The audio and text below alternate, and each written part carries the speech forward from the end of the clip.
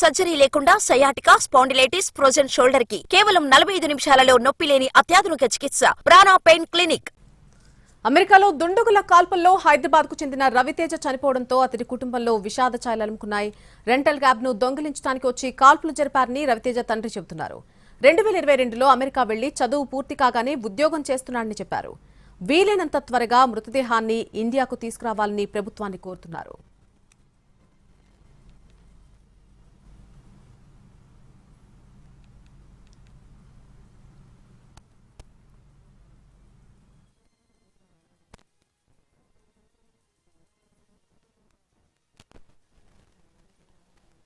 ఆర్కేపురానికి చెందిన కొయ్యాడ రవితేజ వాషింగ్టన్లో తను వెళ్తుండగా దుండగుడి కాల్పుల్లో మరణించడం జరిగింది. వాళ్ళ కుటుంబ సభ్యులంతా కూడా తీవ్ర రోదనలతో మిన్నంటిపోయినాయి. మనం చూసుకోవచ్చు. వాళ్ళ ఫాదర్ నడుమర్లు సార్, అసలు రవితేజ ఎప్పుడు వేసుకెళ్ళిండు, అసలు ఏం జరిగింది, మీకు ఏం తెలుస్తుంది? 22 ఎంఎస్ కంప్లీట్ చేసిండు. ఇప్పుడు 8 months 9 months అయిపోతుంది. ఆయన టెంపరీ జాబ్ చేసుకుంటుండే. నా కొడుకు నేను స్టార్టింగ్ పైసలు ఏదో కష్టపడ్డా, వానికి కొన్ని పైసలు అవసరం ఉంటే ఇచ్చిన పంపిన. వాడు ప్రైవేట్గా టెంపరీ జాబ్ చేసుకుంటూ వాని ఫీజు వాడే కట్టుకున్నాడు. కష్టపడ్డా మా గురించి చాలా చేసి నాకు ఆ బాధను తట్టుకోలేకపోతున్నా అంతే. సార్, అసలు ఏం జరిగిందంటే ఇక్కడికి వెళ్ళినప్పుడు అది తెలియదు నాన్న. నాకు ముద్దున నాకు తెలియదు. ఇప్పుడు కూడా కానికి ఏమైందని దెబ్బ తాకిందని చెప్పారు. 8 దాకా నాకు తెలుసు. ఆడి దెబ్బ తాకితే ఫస్ట్ కాల్ వచ్చింది నాకు వస్తుంది. నా ఫోన్లో ఫోటోలు ఉంటాయి. వాడు బండి ఇట్లా అయింది, నెట్టుకపోయింది, టైర్ పంచర్ లోపడిపోయింది ఆడని ఫోటోలు తీసి పెట్టేటోడు నాకు.